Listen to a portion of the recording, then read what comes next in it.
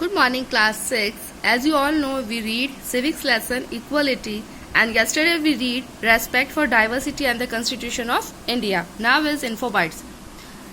Constitution जो India का है वो लार्जेस्ट कॉन्स्टिट्यूशन है हमारे वर्ल्ड में. ये अडॉप्ट किया गया था 26 नवंबर 1949 अडॉप्ट किया गया. Okay, and it came into effect on 26 जनवरी 1950. यानी कि भारत का संविधान जो है वो 26 जनवरी 1950 को लागू किया गया था. Now turn your page.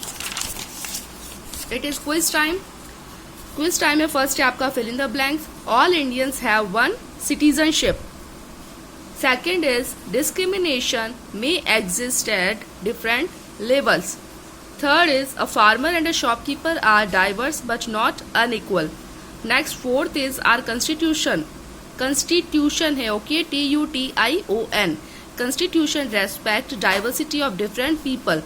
Next, fifth is the people of the so-called lower caste are often discriminated. N के बाद ATED है. Okay, next is provision for diversity and equality of the people. यानी कि डाइवर्सिटी और equality जो है लोगों के बीच में उसके क्या क्या प्रोविजन, क्या क्या प्रावधान किए गए. कॉन्स्टिट्यूशन जो इंडिया का है वो इंश्योर करता है कि हमारे यहाँ पर जो है religion, region, language, caste, community, gender, इसके बेस पे जो है किसी के साथ भी भेदभाव ना किया जाए. ये ज़रूरी होता है कि गवर्नमेंट जो है वो रेस्पेक्ट करती है डाइवर्सिटी ऑफ पीपल भी, और इसी के साथ भी वो बिना किसी भेदभाव के सभी लोगों को साथ में डील भी करती है. इसी उद्देश्य के साथ में कॉन्स्टिट्यूशन जो है उसने एक सूटेबल प्रोविज़न बनाया. इसका जो प्रेम्बलम है वो क्या कहता है, वो पढ़ते हैं हम. We the people of India, हम भारत के नागरिक हैं. हमारे साथ में जो है हम सत्यनिष्ठा, इसी के साथ में कॉन्स्टिट्यूशन जो इंडिया है उसमें संप्रभुता, सामाजिकता, धर्मनिरपेक्षता और डेमोक्रेटिक रखते हैं और रिपब्लिक भी रखते हैं. और इसी के साथ में सारे जो सिटीजन्स हैं उसको सिक्योर भी रखा जाता है. जस्टिस, न्याय, सोशल, इकोनॉमिक और पॉलिटिकल. लिबर्टी मतलब स्वतंत्रता, सोचने की स्वतंत्रता, एक्सप्रेशन की, बिलीफ की, फेथ की और वर्शिप की. हमारे यहाँ पर सभी का स्टेटस और अपॉर्चुनिटी जो है वो इक्वलिटी के साथ में है और उन्हीं को जो प्रमोट किया जाता है. और इसी के साथ में हमारे अंदर जो भाईचारे की भावना, डिग्निटी की भावना, और हर एक व्यक्ति जो होता है वो हर एक जो नेशन के प्रति जो है यूनिटी रखता है, एक जो है क्या बोलते हैं उसको संगठित बना के रखता है. इन are constitute assembly this 26 day of November 1949. हमारी जो कॉन्स्टिट्यूशन असेंबली है 26 डे ऑफ नवंबर में 1949 में बनाई गई थी. और इसी के द्वारा, हेयर बाय का मतलब इसके द्वारा अडॉप्ट किया गया. जो हम जो कॉन्स्टिट्यूशन को देते हैं, क्या देते हैं, ये जो ड्यूटीज़ वगैरह जो होगी ना हमारी, उसको constitution give to ourselves this constitution. जो हम लोग जो है कॉन्स्टिट्यूशन को देते हैं, या जो जिस तरह से हम लोग भाईचारे की भावना बनाए रखते हैं, सभी के साथ में लिबर्टी, यही सारी चीज़ें. हमारा जो कॉन्स्टिट्यूशन होता है वो क्लियरली कहता है कि सभी सिटीजन जो होते हैं उनको बराबर इक्वलिटी दी जाती है स्टेटस के बेस पे और अपॉर्चुनिटी के बेस पे. इसका मतलब ये नहीं है कि सभी लोग जो है वो इक्वल है, बल्कि सारे के सारे पीपल जो अपनी एबिलिटीज़ के तौर पर या फिर अपनी एबिलिटीज़ के द्वारा, पोटेंशियल जो भी वो संभावित उसमें योग्यता और एटीट्यूड होता है उसके द्वारा ही जो आगे बढ़ सकता है. इसका मतलब होता है कि इक्वल स्टेट और अपॉर्चुनिटी जो होती है वो सभी लोगों को बराबर दी जाती है. इसलिए सारे लोग जो होते हैं उनके पास में भी इक्वल राइट होते हैं. Next is fundamental rights. हमारी जो इक्वलिटी और डाइवर्सिटी जो होती है लोगों की, वो कॉन्स्टिट्यूशन ऑफ इंडिया जो होते हैं वो सभी को प्रोविज़न देते हैं. फंडामेंटल राइट्स जो होते हैं वो मोस्ट इंपॉर्टेंट होते हैं. इसमें से हमारा जो कॉन्स्टिट्यूशन ऑफ इंडिया जो है वो 6 फंडामेंटल राइट्स देता है नागरिकों को. इसी के बेस पे ये जो बेसिक राइट्स जो है वो सारे के सारे सिटीजन जो उसको एंजॉय करते हैं. कोई भी गवर्नमेंट जो होती है, अथॉरिटी जो होता है और पर्सन जो होता है वो इन जो राइट को है वो जो डिप्राइव नहीं कर सकता, हटा नहीं सकता है, चेंजिंग नहीं ला सकता. इसमें से कौन कौन से? फर्स्ट है हमारा राइट टू इक्वलिटी.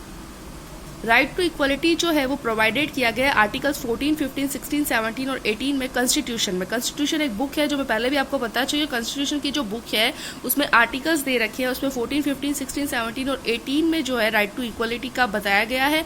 और इसके जो आर्टिकल्स है वो कौन कौन से पढ़ते हैं? Equality before the law. Article 14 जो है वो ये कहता है कि कोई भी स्टेट जो है वो किसी भी पर्सन को जो डिने नहीं कहता, इक्वलिटी देता है उसको बिफोर द लॉ और equal protection of the law, यानी कि लॉ के साथ उनको सुरक्षा भी देता है. No person can be discriminated against. कोई भी व्यक्ति जो है वो डिस्क्रिमिनेटेड इसके अगेंस्ट नहीं कर सकता या भेदभाव नहीं होता उसका. Next is prohibition of discrimination, यानी कि भेदभाव पर रोक. आर्टिकल 15 जो होता है वो डिक्लेयर करता है कि स्टेट जो है उसको डिस्क्रिमिनेटेड किसी भी ग्राउंड के बेस पर किसी भी नागरिक को जो है religion, race, caste, sex, place of birth, चाहे वो कहीं पर भी उसने बर्थ किया हुआ हो, कहीं पर भी हो, उसके साथ में डिस्क्रिमिनेशन नहीं किया जा सकता। चाहे सिटीजन जो है वो कहीं पर भी shop, public restaurant, wells, tanks, bathing guards, roads और प्लेस ऑफ पब्लिक रिसोर्ट जो है मेंटेन करे, partly out of state funds भी करे और डेडिकेटेड करे उसको जनरल पब्लिक के लिए। तो आर्टिकल जो है वो हमेशा ये बताते हैं कि स्पेशल प्रोविजन होते हैं सोशली और एजुकेशनली बैकवर्ड क्लासेस के लिए, ताकि जो है वो शेड्यूल कास्ट और शेड्यूल ट्राइब्स जो उसके भी वो उनको भी अपना मेंबर बना सके। Next is equality of opportunity, अवसर की समानता। आर्टिकल 16 जो वो डिक्लेयर करता है कि स्टेट जो है वो किसी भी तरह के नागरिक के साथ में डिस्क्रिमिनेशन नहीं करे, चाहे वो किसी भी religion, caste, race, sex, descent, place of birth और रेजिडेंस का कहीं पर भी निवास करता हो। इसी के साथ में जो रिजर्वेशन देते हैं एम्प्लॉयमेंट के लिए, वो बैकवर्ड क्लास के सिटीजन्स को भी रिजर्वेशन दिया जाए ताकि वो भी जो है आगे बढ़ सके। Next is abolition of untouchability, छुआछूत को समाप्त करना। हमने पढ़ा कि जो मेंबर्स होते हैं सर्टन कास्ट के वो हमेशा ट्रीटेड किए जाते हैं अनटचेबल, हमेशा उनके साथ में छुआछूत की भावना रखी जाती है, उनको मंदिर में प्रवेश करने से वर्जित मना कर दिया जाता है और जो है कुएं से पानी भरने को भी मना करते हैं। ये सारी चीज़ें जो है विलेजेस वगैरह में देखने को मिलती है, लेकिन आर्टिकल 17 जो है उसने छुआछूत की भावना को समाप्त कर दिया और इसी के साथ में इसको एक अपराध के रूप में भी घोषित कर दिया। Next is abolition of titles, ये टाइटल्स का जो है अबॉलिशन समाप्त करना। आर्टिकल 18 जो डिक्लेयर करता है कि गवर्नमेंट जो हमारी इंडिया की है वो किसी को भी किसी भी तरह का टाइटल, जैसे कि अदर मिलिट्री एजुकेशन और मिलिट्री टाइटल्स जो होते हैं वो लोगों को, जो हमारे इंडिया के लोग हैं उनको नहीं देते हैं। इसी के साथ में ये भी बोला जाता है कि अगर कोई फॉरेन गवर्नमेंट, अगर कहीं हम लोग फॉरेन कंट्री में जाते हैं तो वहाँ के जो है गवर्नमेंट के बेस पर हमें जो है परमिशन लेनी पड़ती है, जो वहाँ का प्रेसिडेंट ऑफ इंडिया का हो, चाहे वो फॉरेन गवर्नमेंट का हो। Next is right to freedom. Article 19 and 19 to 22 जो होता है वो डील करता है राइट टू फ्रीडम का। इसका मतलब ये होता है कि हमें जो है बोलने की स्वतंत्रता है, एक्सप्रेशन की स्वतंत्रता है, मूवमेंट की स्वतंत्रता है, चाहे वो किसी भी क्षेत्र का हो इंडिया में, और इसी के साथ में फ्रीडम टू असेंबल पीसफुली, सबके साथ में जो है शांतिपूर्वक रहने की स्वतंत्रता है, and freedom to practice any occupation, कोई भी व्यापार करने की स्वतंत्रता। तो ये हमेशा इंश्योर किया जाता है हमारी प्रोटेक्शन, लाइफ की प्रोटेक्शन के लिए और पर्सनल लिबर्टी के लिए, लिबर्टी स्वतंत्रता। कोई भी पर्सन जो होता है उसको जो है डिटेन किया जाता है पुलिस के द्वारा without any sufficient cause, and he has to be given an opportunity to be defend by lawyer of his choice. अगर किसी भी इंसान को जो है पुलिस जो है वो डिटेन करती है तो वो जो व्यक्ति होता है ना, तो वो किसी भी लॉयर के थ्रू, अपनी चॉइस के थ्रू जो है उसको डिफेंड कर सकता है। Next is right again exploitation, शोषण के विरुद्ध अधिकार। आर्टिकल 23 जो होता है वो प्रोहिबिट करता है किसी भी प्रकार की सेल और परचेस के लिए ह्यूमन बींग्स पे, यानी कि लोगों की जो खरीद फरोख्त होती है उसकी वजह से जो उसको सेल और परचेस पे बैगर, भिखारी बनाना, force labour of any kind, किसी को बलपूर्वक जो है लेबर बनाना। आर्टिकल 24 जो होता है वो ये कहता है कोई भी बच्चा जो 14 ईयर से नीचे हो उसको जो है किसी भी प्रकार के फैक्ट्री के वर्क में और किसी भी प्रकार के जो खतरनाक एम्प्लॉयमेंट में नहीं रखा जाता। Next is right to freedom of religion, धर्म की स्वतंत्रता। इंडिया जो एक सेक्युलर स्टेट है, क्योंकि यहाँ पर जो there is no state religion, यहाँ पे कोई भी स्टेट रिलीजन नहीं है। सभी सिटीजन जो है उनके पास में फ्रीडम टू प्रैक्टिस है किसी भी फेथ और रिलीजन की। आर्टिकल 25 और 27 जो है वो राइट देते हैं इसका। आर्टिकल 28 जो है वो प्रतिबंध लगाता है, प्रोहिबिट्स लगाता है किसी भी तरह के रिलीजियस इंस्ट्रक्शन पर, चाहे वो किसी भी एजुकेशनल इंस्टीट्यूट पर हो या पार्टली मेंटेन हो स्टेट के द्वारा। सभी रिलीजियस ग्रुप जो होते हैं उसको जो है बराबर की फ्रीडम दी जाती है। ऑल्सो इसी के साथ में जो एक्वायर एडमिनिस्ट्रेशन जो होता है उसकी प्रॉपर्टी के बेस पर भी उनको जो है स्वतंत्रता प्रदान की जाती है, इसलिए सारे रिलीजन जो होते हैं उनको इक्वल रेस्पेक्ट और प्रोटेक्शन दी जाती है। Next is culture and educational right, recognise diversity of people of different classes, this right has been given. जिस तरह से हमने देखा बहुत सारी डाइवर्सिटीज होती है लोगों की डिफरेंट क्लासेस में, तो ये राइट जो उनके लिए दिया जाता है। आर्टिकल 29 जो है वो गारंटी देता है लोगों को कि किस तरह से उनको अपनी भाषा जो उसको कंजर्व करके रखना है, स्क्रिप्ट, लिपि जो आपकी हिंदी वगैरह में आती है, और culture, and prohibits any kind of discrimination against such people. और जो किसी भी तरह की भेदभाव के लिए लोगों के साथ में उस पर भी वो रोक लगाता है। आर्टिकल 30 जो होता है वो अलाउ करता है सभी रिलीजियस और जो भी लिंग्विस्टिक माइनॉरिटीज यानी कि जो है भाषा के आधार पे जो भी लिंग्विस्टिक होता है, भाषा के बेस पर जो है डिस्क्रिमिनेशन किया जाता है उसे लिंग्विस्टिक माइनॉरिटीज कहते हैं, उसको इस्टेब्लिश नहीं कर, जैसे भाषा के बेस पर जो है किसी के साथ में भी भेदभाव नहीं करना, and administrate there educational institute, और इनकी जो है एजुकेशनल इंस्टीट्यूट जो है उसको भी एडमिनिस्टर करना। इसी के साथ में इंस्ट्रक्ट किया जाता है गवर्नमेंट के द्वारा कि किसी भी तरह के किसी भी ग्रुप के साथ में डिस्क्रिमिनेट नहीं किया जाए।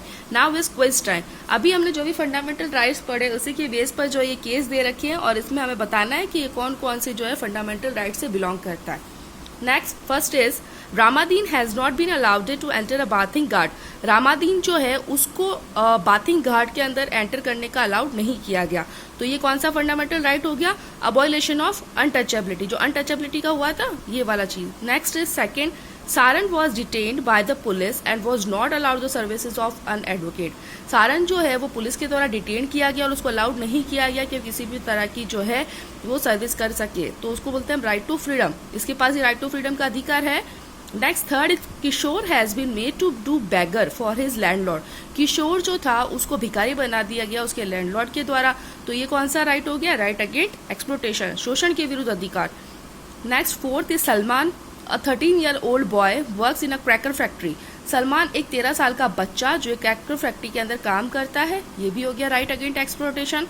Next, fifth is a religious minority has been allowed to establish a school. एक रिलीजियस माइनॉरिटी जो है उसको अलाउड नहीं किया गया एस्टैब्लिश करने के लिए स्कूल, ये right to freedom of religion, इसमें क्योंकि इसमें क्या आ रहा है? रिलीजियस माइनॉरिटी आ रहा है।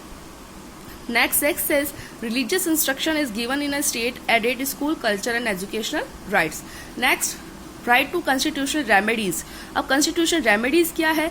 ये मोस्ट इंपॉर्टेंट राइट है। डॉक्टर भीमराव अंबेडकर जो है वो चेयरमैन है ड्राफ्टिंग कमेटी के, उन्होंने कहा था आर्टिकल 32A में कि जो है कॉन्स्टिट्यूशन जो है वो उनकी आत्मा जैसी है, and the very heart of it, और वो उसे काफी टचेबल भी है, जुड़े हुए भी हैं।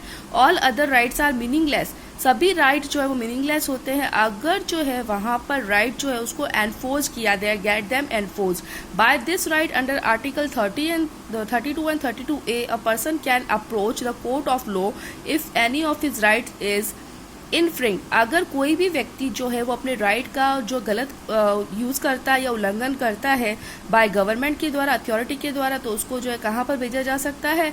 उसको जो है कोर्ट ऑफ लॉ में भेजा जाता है। Thus the court is the protector and guarantor of the fundamental rights. इसीलिए जो कोर्ट जो होता है वो फंडामेंटल राइट्स का प्रोटेक्टर भी होता है और गारंटर भी होता है। तो आज हम इतना ही पढ़ेंगे, कल हम पढ़ेंगे directive principle of the state policy. Till then, thank you.